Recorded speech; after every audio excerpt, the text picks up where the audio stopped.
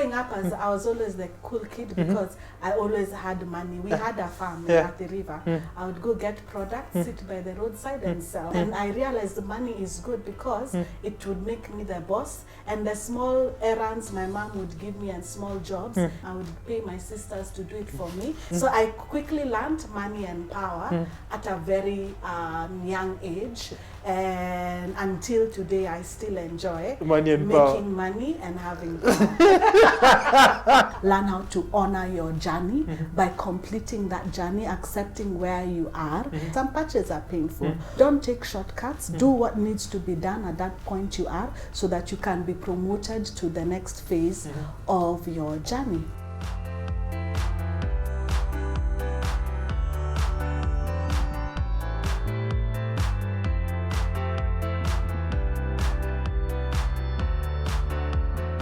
Good evening and welcome to the Late Night Business. My name is Ian Dennis, and as always, every week we have a very interesting show lined up for you. And the guest that I have tonight, she's been in the media industry for quite a while and she's doing quite a lot, and her brand is actually quite synonymous with business. For some time back, she's actually hosting a lot of business guests, and this time around, she's on the other side. And before I get to introduce my guest, I want to remind you that on the 25th of April, we are having our masterclass with Michael Joseph at Nairobi Cinema, and I would love all of you guys to be there and experience this particular conversation, because all you're trying to do is to inspire you by bringing different particular guests that you can able to learn from and actually grow from, because we're all meant to do business in one way or another. So looking forward to seeing you at the Business Conquest Masterclass, and you can get your ticket on madfun.com. As always, we are actually filming this at the Capital Club, the place you need to be as an entrepreneur, because as an entrepreneur, one of the core things that you need is to have a space whereby you can literally do all your business in one particular space. Where we are is one of the meeting rooms, Malaika meeting room. So there are angels in here, and I sense the presence of the angel in here because of the guest that I have tonight. She's actually been a business reporter. She's actually been a business anchor. She's into philanthropy, and also very interestingly, she's also the managing director of Cynthia Nyamai Communications. Hope I got it right. Nice to see you. Good to see you too. Looking so good. Finally. You said that you've made it when you're on this show. You've made it. So now I know, Mama, I've made it. Oh, please. Nice to see you. I'm at the Capital Club. Yeah, the Capital Club. You've made it. I've made it. But you made it a long time ago. But nice to have you. Different levels. Yeah, to making it. Now clearly I've gone a higher one. Yes. Is that the best idea? Capital Club. Sit next to you. I've made it. But nice to see you. Nice to see you. I've always just been seeing you on the screen, heard much about you, but it's finally get to connect. Face to face. Face to face, finally. Yeah. The first question I like starting all my interviews, what exactly are you most grateful for today? I'm grateful for life, that I am alive, that my heart is beating, and that I am in Africa, born in Africa, an African woman who is taking over the world. This is the best time to be born in Africa, to be alive. Senegal just had elected a young president in his early 40s. This is the time for African youth. It's our renaissance. Yes. It's our time. Yes, it's our time. Interesting. And nothing will stop us. The shilling, the dollar will not stop us. It's our time. Interesting. Yes. And what makes you so proud being African? I love Africa because one of the things is that from when you're young, Africa prepares you to be a winner. Yes, Africa prepares you to be a winner. We don't have it easy. Sometimes I watch shows from the West and children are sharing their problems. I'm like, how is that a problem? That's not a problem. Africa prepares me from when I am young. You play outside in the sun, you go through a lot of challenges and you overcome. And challenges are good because the more you are able to overcome challenges, the more you realize how strong you are. You find out your gifts. People who are born and go through so many challenges, it brings out the everything that they carry. It brings out your purpose at a very young age, your gifts, and you're so sure of yourself because you know if at a young age I handle that big issue and I'm here and strong and alive, there's nothing I can't handle. So even the confidence I have is because of the challenges that I have gone through and some of them life and death, and I've overcome them, and I'm seated here, and every day I wake up, I'm like, bring it on, I'm ready. Interesting. Yes. So let's take it back to your African stories. Yes. What are some of the challenges that you had to overcome, maybe just growing up, to make you now live to the point that you are in right now? You grew up in Nairobi, or you grew up in Nairobi. I was born in Mombasa. So ajua Kiswahili kidogo. Swahili yangu, yes. Ama ulipitia Mombasa too. Nilipitia too, but I was born in Mombasa. I think what I carried from Mombasa is the coastal food. I like my food spicy, with lots of coconut. I think even yesterday, breakfast, I had mahamri. So I eat a lot of coastal food. It's still in me. You still also make them? Yes, I know how to make mahamri. Interesting. Na maposho nini. I know Ongeza ladha. all their food stuff. And I like my food spicy. And I love, anytime I spend in Mombasa, I feel like I'm at home. Like that's my home. I think eventually one day when I retire, I won't fully retire, but I'll probably now be working more from home. Remotely. In Mombasa. Yeah, I'll be working remotely in some island. Then after that, my parents moved to Nairobi, so I grew up most of my life in Nairobi. But high school, my dad decided to give me a good experience. I went to high school in Kitui. Went to a school where we had to shave our hair. They made you cut your good hair? Yes, they made me cut all my hair. I remember the hairdresser was like, I can't cut this hair. She was crying. She made things worse. And then after that, and high school was interesting. There are times we didn't have water. I learned how to go to the river and fetch water. All the things I took for granted. You might think water just comes from the taps. I found out the source, and I used to go to the source. From the tributaries. Exactly. So when people tell me life is tough, I'm like, you have no idea. You've been toughened up. I've been toughened properly. And then, of course, uni came back, went to uni in USIU. And then from there, my first internship and my job was with KTN. Interesting. And KTN molded me. Interesting. Yes. And before even you get to that particular point in time, what, your parents were in business or your parents were employed? What are some of the influences your parents had on you? So my dad, for a very long time, he was by profession an accountant, but he rose up and has still a very successful career. So at a very young age, my dad used to work in different places, towns in Nairobi, I mean in Kenya, and a lot of times was the project manager, heading various projects. So when we'd go visit, I always knew my dad is the boss. I always had that mentality and watching him, learning what it is to be a boss. And so it just became a part of me, and a lot of the things the projects would have was to help entrepreneurs. So I also took up entrepreneurship at a very young age. My first business when I was 5 years old. And I remember even the first business. What were you doing at 5 years? So interesting story. I ruined Christmas. So we go to church in Shags, up country, and up country to raise money sometimes, or when people want to give the church offering and tithe, you bring, if you don't have cash, you bring in whatever you have in your farm. So someone brought in a goat. My dad bought the goat for the Christmas celebration. So as we are driving home, I tell my dad, Dad, is this goat female or male? So I can't remember, I think it was male. So I said, why don't we buy a female goat and then we make sure they get kids, we sell the kids, and then I will make money, then we can eat the goat later, but we make money out of it. He thought I was joking. When we got home, I refused for that goat to be slaughtered. They had to go to the butchery and just buy goat meat. And then that goat, they got me a partner for the goat, and my small goat business started, and I would get a report every month. And so growing up, as I was always the cool kid because I always had money. We had a farm at the river. I would go get products, sit by the roadside and sell.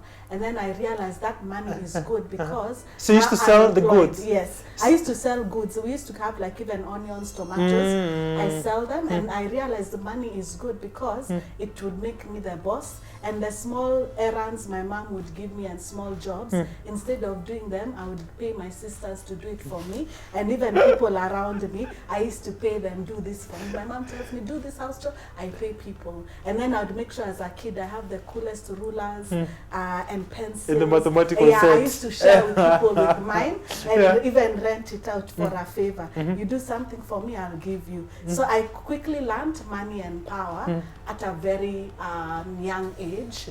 And until today, I still enjoy money and making money and having power.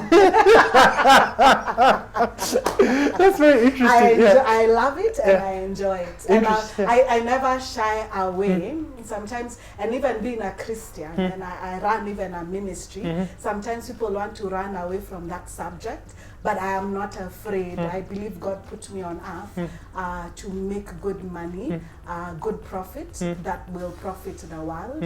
A lot of my money goes into helping ministries to put up projects that people know very well about. Like we put up a building last year in one of the Jamhuri prisons, a multi-purpose hall, one of the best in any of the prisons in this country, where people can have their meals, have church service, have even court proceedings. I've been there with a court proceeding going on, and now I walked from last year, Mombasa, December, from Mombasa to Nairobi. We are putting up a multi-purpose pitch in Olympic Primary that's costing 66 million. Interesting. So I enjoy money and power. I would not be able to do that without the money and the power.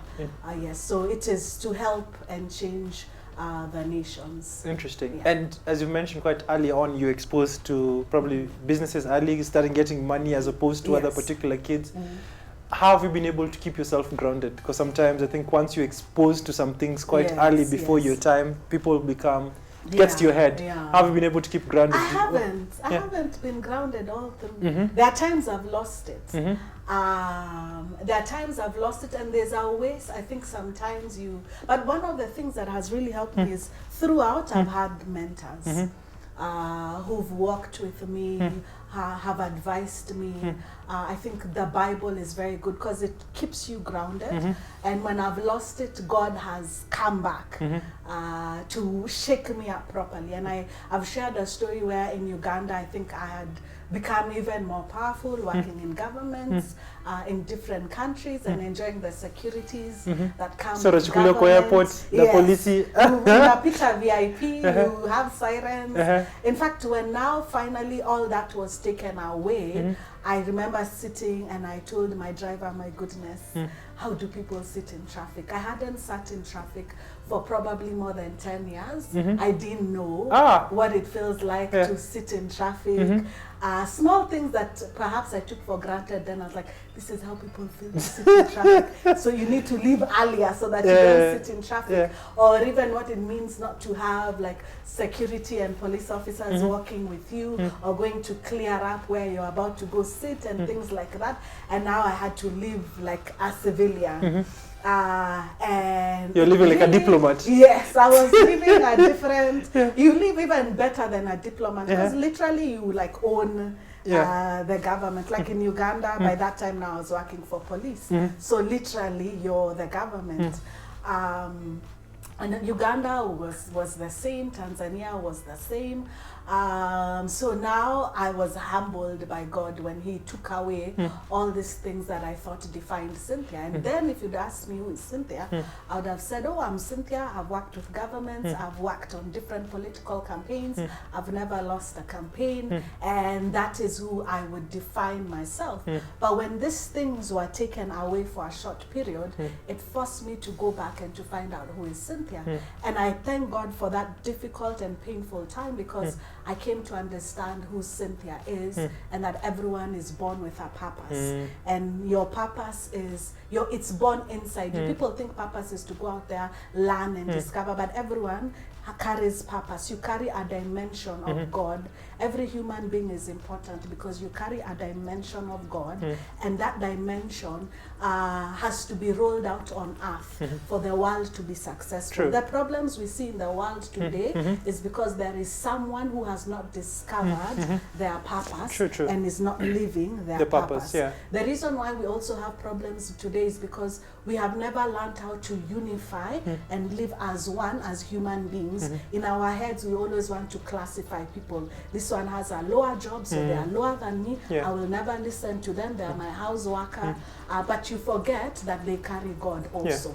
And what will make the world successful is if we all come together and see each other as one and see that everyone has equal rights and that everyone has something to bring at the table. It doesn't matter what job we have classified them to have. When we arrive and get to that understanding one day, then the whole world will be success. And I agree with you. Yes, I thank God for that experience. And you've mentioned that you managed to experience a meteorological rise to the point whereby you're working with government. But how did you manage to get to that particular point? Because it's something that I'm sure you thought about at one particular point. How did you get yourself to that particular point? Because I was checking out your profile. You've worked with different governments. You've worked with different presidents, ensuring they got to power. How did you get there? What is your journey there? I think to be very clear in life what you want. I remember when I was young, I used to walk in the streets and I would tell my mom, you know, Mom, one day when I walk on these streets, everyone will know who I am. And there are times my mom would find me talking to myself. She'd ask me, what are you doing? I'm like, I'm practicing. When I'm grown, people will be interviewing me. So I was very clear. And Societal practicals. Yes, I would practice. Even now, I practice for my future jobs that are coming up, and I watch people already doing that job. I'm very clear about where I'm going.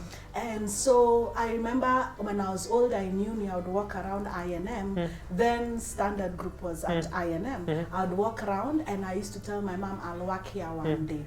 And I was very clear. And even when I finally, and I used to disturb the managing editor then, his name was Katuanzile, and I would call him every day, I want to talk to you. Until one day, I think he was so tired, he said, come up.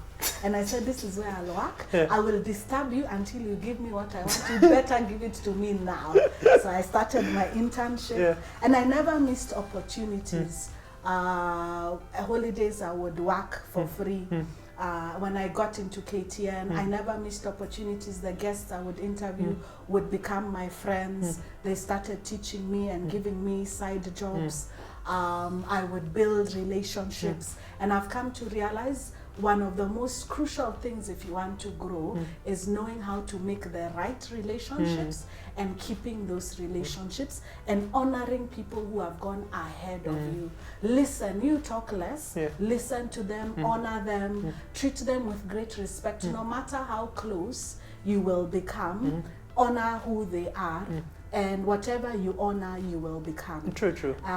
We lack that honoring culture, especially in Kenya. I see people who comfortably can go on social media and comment about older people than them, more successful people. Perhaps in your eyes, or they might make a mistake, but trust me, they didn't get to the positions. Even the president, he did not get to that position by wishy-washy ways and making up. It takes a lot to get there. And if you have never gotten there, you have no right to begin to trash people. So to learn that culture of honor and to sit and learn and know these great human beings have also made their mistakes, learn from their mistakes, honor them, and what you honor, you will become.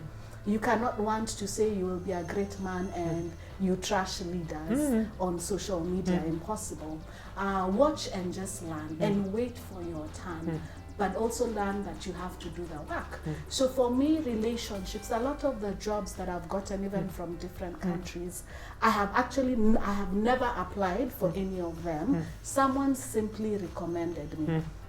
Some I don't know who recommended me, some. And government jobs, they have to do a lot of homework because some of them, like Uganda, you're in police, it's high security. So they do their homework, they do their background check. And you must get recommendations from certain offices. So it's all about, and you never know who will recommend you. You never know who will be asked certain questions. A country like Uganda, I can imagine they must have really done their homework. Probably even questioned my guard at the gate where I used to live and things like that. So your life should be learn how to honor people, learn how to honor yourself, learn how to honor your journey by completing that journey, accepting where you are, and ensuring that you need to do what needs to be done in that journey, no matter how painful. Some patches are painful. Don't take shortcuts. Do what needs to be done at that point you are, so that you can be promoted to the next phase of your journey. And always know that things will always work out for the best. God did not put us on earth to just live a useless life. Eventually your victory is coming. Interesting. And at what point did you decide, because you'd mentioned you had manifested probably one day working for KTN. Yes. You pestered the editor, you managed to get your way in, and then you started having a successful career. At what point now did you decide, let me now transition to go into business? What exactly was the motivation behind this? When I joined KTN, I made it clear. My life is planned out. I made it clear, and I put it, I remember, on my CV. And I remember then the CEO was Wanyaga, and we had a meeting with him, and I said, for me, and I wrote on my CV, I came, I saw, I conquered. I'm coming here to conquer, and when I become the best business journalist, I will leave. I was clear that I was at KTN. Sorry, KTN, for using you. But I knew I was at KTN to build my brand, to network, and after that, I will be ready to start my business. So when I was there, all these people that I was meeting, I was keeping their contacts, I was learning, I'd have meetings with them, take notes, learn, and then they would begin to give me small PR jobs on their side. And then now the business started growing so fast, and it needed my time. So I had to now leave KTN, and then I had won the Diageo Award that no one had ever won before. So best upcoming business journalist in Africa. So my CV said once I win that, I will leave. And I had a plan to only stay at KTN for 5 years and learn and get what I needed to get from there, and then move. And that's good, because at the time I was at KTN, I never wasted my time or the time of KTN. I was there for a mission. It needed to be completed, and I calculated. When I looked at the people, we joined 8 people, and I asked myself, how can I quickly be promoted and move faster than everyone else? So I calculated how many hours everyone was working every day, and then I did ×2, and then I calculated every day how many hours should I put in, and sometimes even weekends, to move fast. So within a short time, I had my own show called Enterprise Kenya. After that, I was now anchoring business, and that's how also my career. You plan and you calculate and you strategize, and you will get to where you want. And every day you're clear. So even no matter when people do other stuff, you're clear. You know what this is where I'm going. I might be missing out on fun, but this is where I am going, and I will stick to the plan. Interesting. So we're going to take a short commercial break, and then after that, you're going to find out how this particular plan has transpired to the point where by now she's consulting for all these particular presidents and how she's grown her brand. So see you after the break.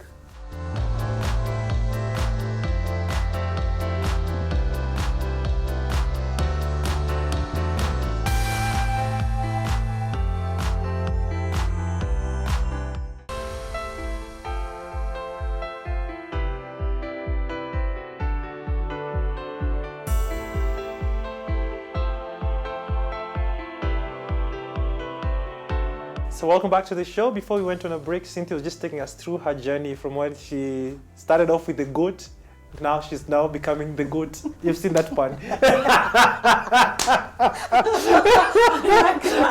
I'll be using that. I think I'll take that scene when I'm writing. You're writing something from the goat to the goat. I make a lot of that jokes. That's quite interesting that you're mentioning to us how you were very, very precise that you're going to spend 5 years at KTN, build a brand. How was the transition for you? How did you face it? Because I know there's a lot of people watching this. Maybe they have been stuck in this job for a while and they want to make that leap. How did you go about making that leap? Wow, that leap was... I thank God I did it when I was young. And hopefully it was not on a leap year. It should be a leap. I'll hire you. So the leap was quite interesting. I don't know if I would be able to do. Sometimes I look at my life, I'm like, how did I do that? Because I remember I took a letter to Kizito and I told him I want to leave. Wait, Kizito is still there? Yes, he's still there. And I gave him my notice that I want to leave. And he said, okay. And in fact, he was so gracious. He's a true father. A month later, he calls me, tells me, I still have your letter. Do you still want to leave? So he said, come and let's talk and see if you truly want to leave. So I went and I said, yeah, I truly want to leave. And when I left, now really, really left, it now dawns to you that a week before, so when you're employed, you look forward to the end of the month. When you're the one now who is employing people, 2 weeks to the end of the month, you're looking for salaries. And when I started my business, I needed more capital, so I sold my car. It's not as comfortable, and unfortunately, it's not. There's a way now people on social media, and I tell people those are lies. If you've ever run a business, I see people who say, oh, I've started a business, the next day they have a huge party, 3 weeks after that they are away on a holiday. Businesses do not work that way.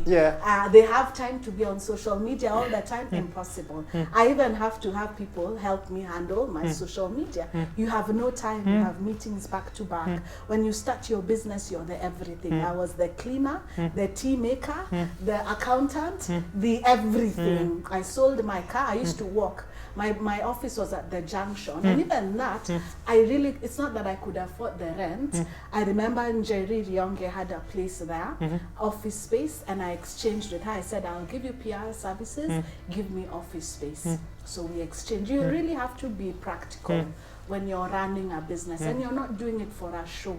It's real life. You're employing people. You have clients. You have to be serious about it.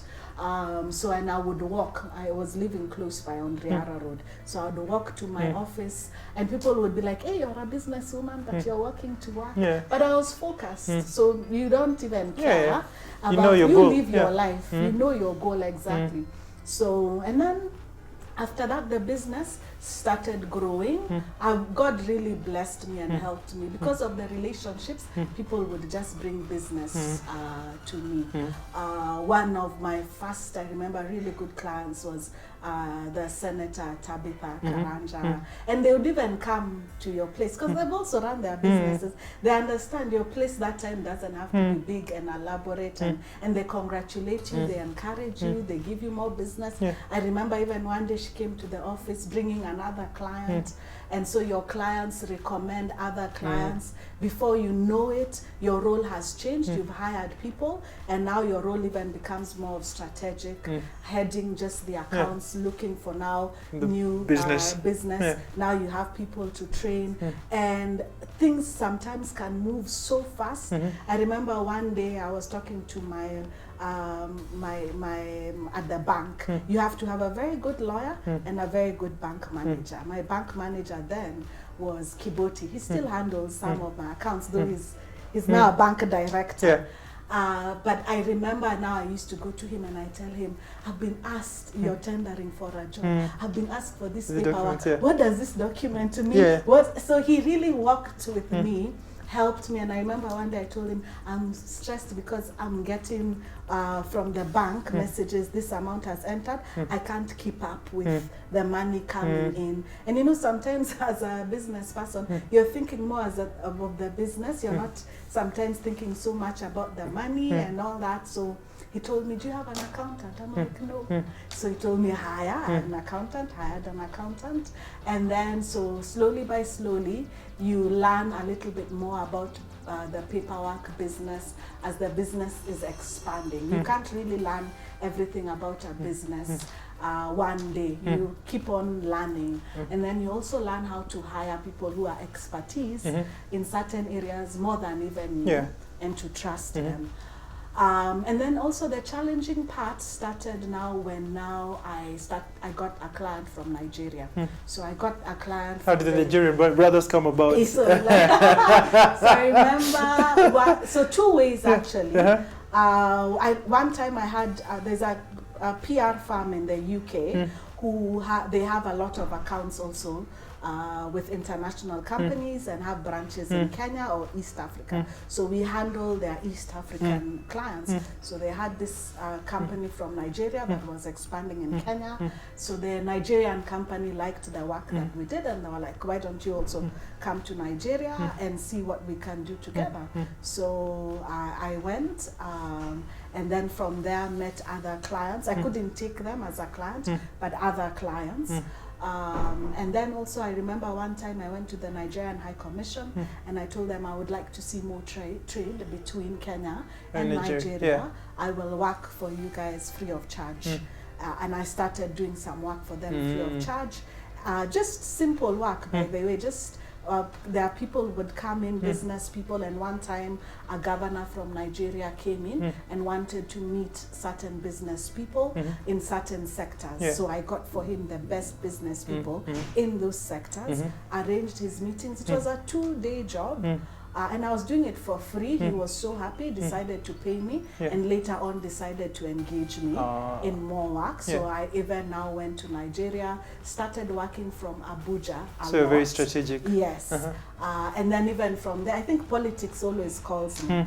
So then all the parties were now coming together to form APC, and we had the presidential elections.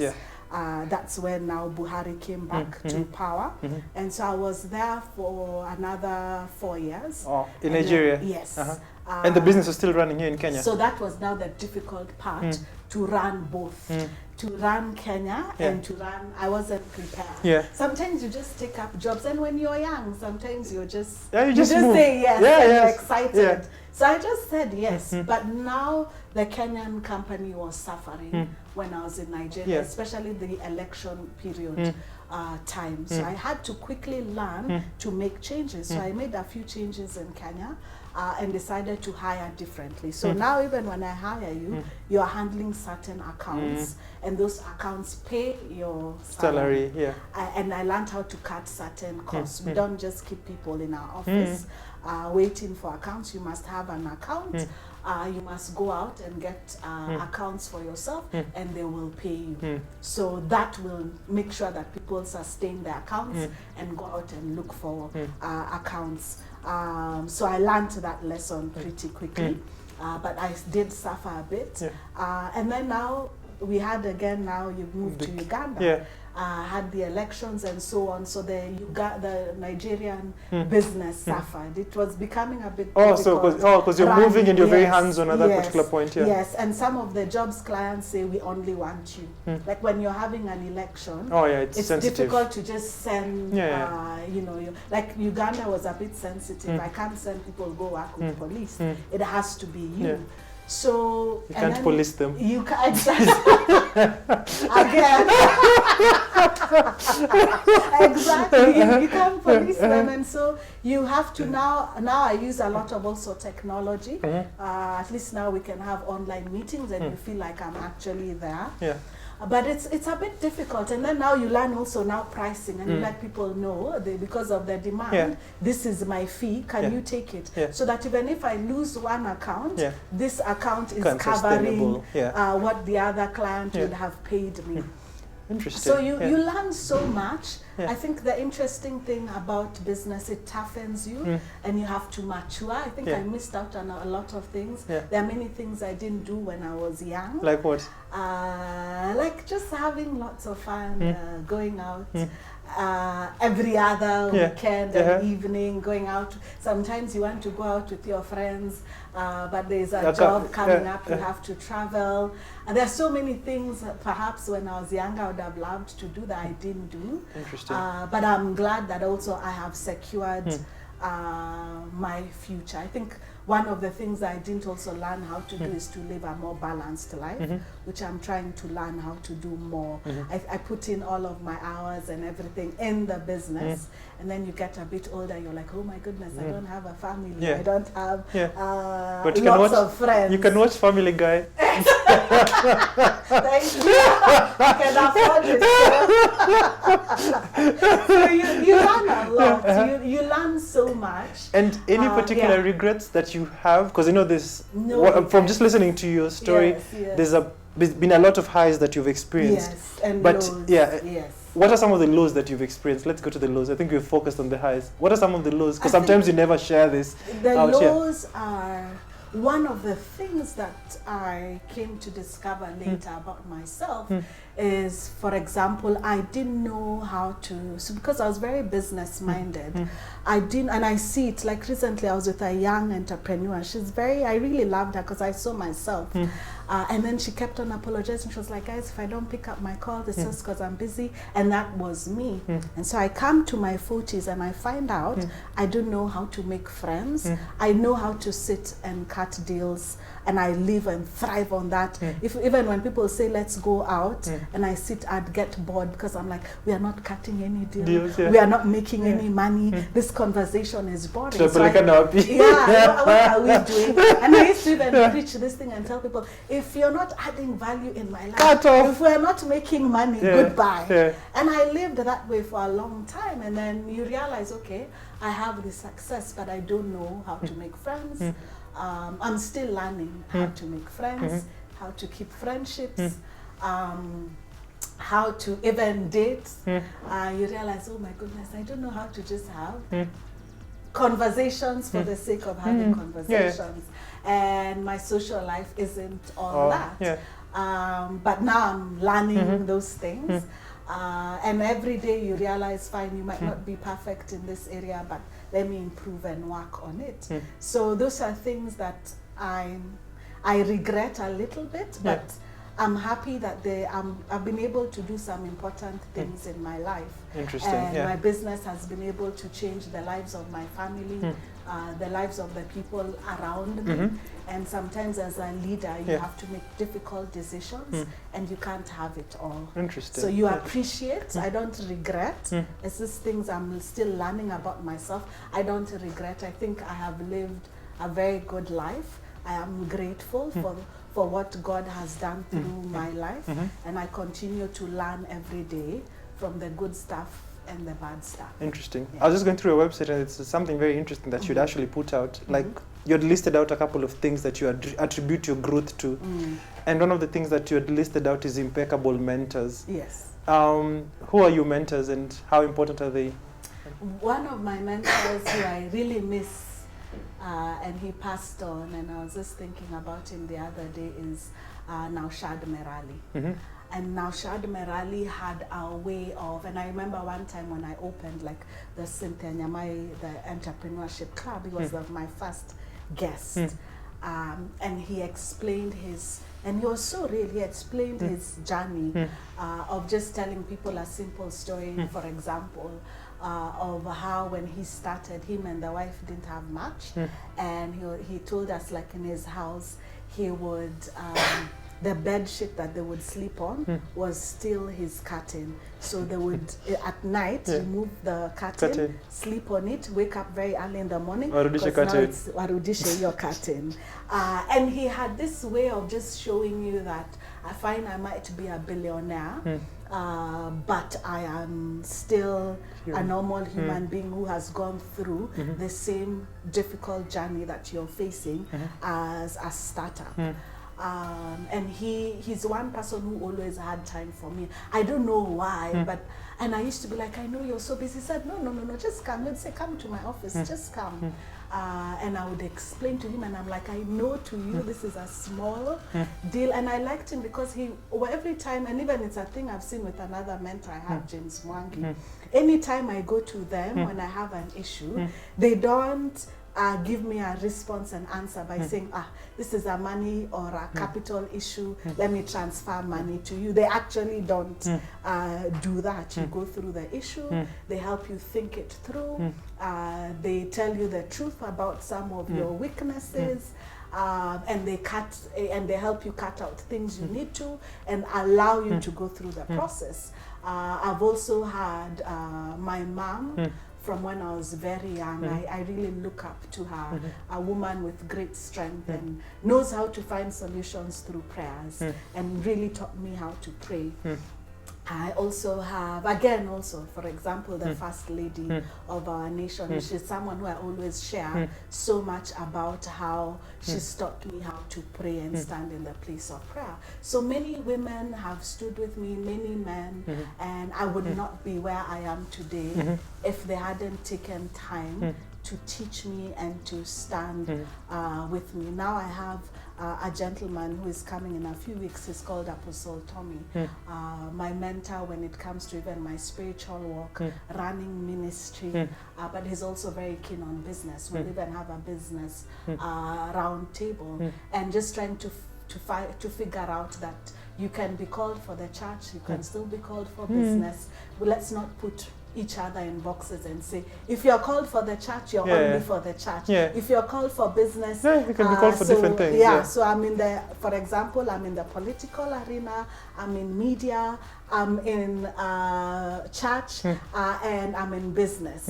And how can you still be successful in all of these things? Even when I start a family, that I will still be a successful mother and wife. So my mentors have really helped me to never put myself in a box, to understand when I'm going through issues, personal or business, that it happens to everyone, and we find solutions and move on. Interesting. One of the things that you've mentioned is the different particular fields and industries you're part of: media, politics, PR, so many things that you do. How do you juggle your time across all this? Because it becomes, I don't know why we always say, like, when you're a master, when you're a jack of many trades, you're a master of none, in quote, but they never finish. It's better than the master of one. How do you go about juggling your time through it all? So you really have to learn how to get help from people. So I have like 2 PAs. One helps me mostly with ministry, the other one helps me with the business. I also have very good staff that sometimes, even when I'm out of the country, for the business, and I have several businesses now that my staff can run, and there are people who have actually trained over the years, and they can move and do things like I'm there. So I have trained people, and I've learned how to keep people long term for the sake of the business. So they help me a lot, and then I have learnt my weaknesses. As I get older, I used to wonder what's wrong with my mom. She forgets a lot. So as I get so busy and older, I've come to realize that I can forget things. So I have a PA who knows how to remind me things every 15 minutes and let me know you have this next. Remember you said you would call so and so last week. And then also I've come to learn also how to rest a lot. When you're able to give your time, and I put it like an appointment. There are days even during the day I'll put aside, that's my time to go for a walk or to even swim, even and it's midday. I will go enjoy my swim, but it's in my diary like any other meeting, so that I treat it like a meeting. And if somebody puts something in there, I'm like, no, I have another meeting. Well, actually, I'm going for a swim. So I've learned how to appreciate myself, so that way I have strength to handle everything that I need to handle. And I've also learned that I can't do everything and be everything for everyone, and to also set boundaries. I think a lot of people around me know that, say even like, for example, the office, they know if you have a certain issue, you don't have to bring everything to Cynthia. There are managers to do that. There are people in between to do that. Even in the ministry, they know we have departments and they are heads of departments. You can now go to them. I can't handle everything. And what I need to handle, then I make sure I am very good at it, and I only specifically handle those things. And if you bring other things, I'll let you know, no, I have. So, like for example, today someone calls me and they say, oh, I listened to your preaching, I loved it, can you quickly pray for me? And I have to put boundaries. I said, no, I can't. I'm in the office and I am working. Time for work is time for work. Time for ministry is time for ministry.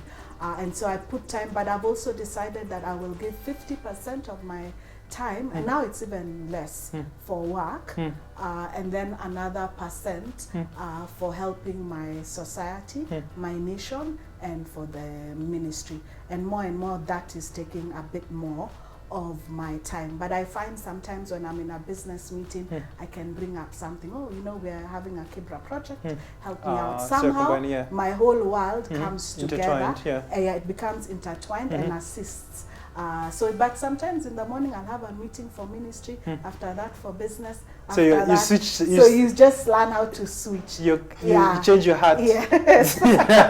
Interesting. Yes. My goodness, time imekimbia so fast. Even I can't believe we think you need to do a part 2 because time is going so fast. Because there's so much to talk about. But let me try to spice it up with a few quick fire questions, just to lighten it up. Okay. So whatever that comes to your mind. I will. The first question: what is your hidden talent? I can act. I'm on TikTok. I love acting. Yes. I like just trying to be a different character and act out that character. What's the favorite character you've ever acted? A pastor. But you're a prophet. So a pastor is acting and a prophet is real. I was acting. Actually, I'm not a pastor. I'm a prophet. Yes, I've said you're a prophet. Difference. Yes. So I enjoyed. I do preach, but I'm not a pastor. So that one I really enjoyed. I remember I was in high school. It was my favorite role. Interesting. Yes. Mind if you act it here? Toa sadaka kama nikurushe ile ya kanisa. Ama nitatoa pepo. Mashida itaendelea. Interesting. What is the one thing that you regret spending money on? Nothing. Yes. Interesting. Money or happiness? Happiness. Are you more of a thinker or a doer? Thinker and doer. I really think. I think I'm both. I think, but I think and I do very fast. So once I've thought through something, that's sometimes people find it a bit, they don't like it. But for me, once something comes up, I think quickly and act. Do it, You will catch up with me ahead. Interesting. What scares you? What scares me is living a life that is where one day I will look back and I'll be empty, that I didn't live my purpose. Interesting. Yeah. What's the greatest risk you've ever taken? Packing up my stuff, moving to Uganda and the different countries. I've always just packed up and left without really thinking it through, but there are the risks that, the higher the risk, the higher the returns. They've been the best decisions I've made. Interesting. What is one of your nicknames?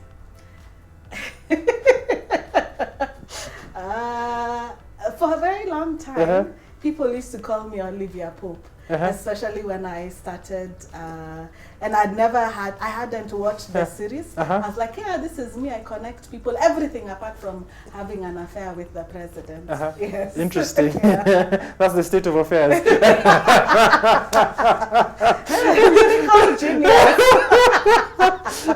Sorry, my mind moves so fast. And then this is a very ironical question, since you're a prophet. Would you rather travel to the past or to the future? To the future, anytime. Yes. Interesting. And then just the final question, how do you start your day? I start my day by, I take time in my bed. I will probably spend half an hour to an hour in my bed. I think a lot, so I'm a thinker. I think through the day before and I sleep thinking, I wake up thinking, and then I calm down my mind by reading. I really need to read the Bible. For me, it is a need. I just even don't do it for spiritual.